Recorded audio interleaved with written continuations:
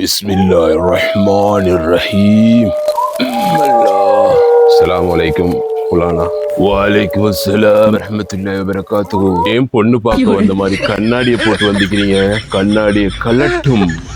அவுது பில்லாஹ் ஷைத்தானிர் ரஜீம். செய்வினை செய்யவா, செய்வினை எடுக்கிறதா? நான் வந்த நோக்கம் மௌலவி, எவ்வளவுதான் உழைச்சாலும் பேசல ஆமமாய் வருது, முயல் மாதிரி போயிருது செலவு, எதுவுமே மிஞ்ச மாட்டேங்குது. செய்வினை செய்யணும் மௌலவி, என் மச்சானுக்கு செய்யணும். காலையிலேயே வேலைக்கு போறேன், இரவுலேயே வேலைக்கு போறேன், எதுவுமே மிஞ்ச மாட்டேங்குது.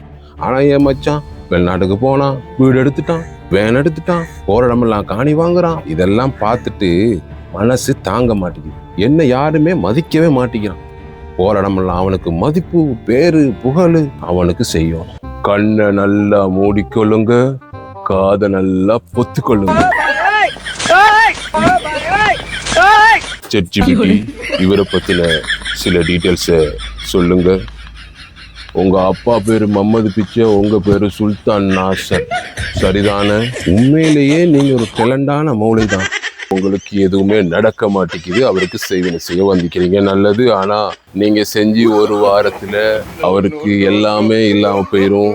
ஆனா செஞ்சு முடிஞ்சு ஒரு வாரத்திலேயே உங்களுக்கு திருப்பி அதே மாதிரி நடக்கும். பரவாயில்லையா? என்ன மௌலவி, அவனுக்கு செய்யணும்னு சொல்றேன், நீங்க செய்யறதெல்லாம் எனக்கே வரும் அப்படின்றீங்க.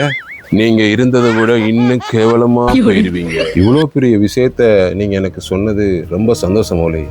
என்னையே நினைச்சு நான் ரொம்ப ஃபீல் பண்ற மௌலவி. இப்படி ஒரு கேவலம் கட்ட படைப்பை இறைவன் படைச்சுக்கிறானே.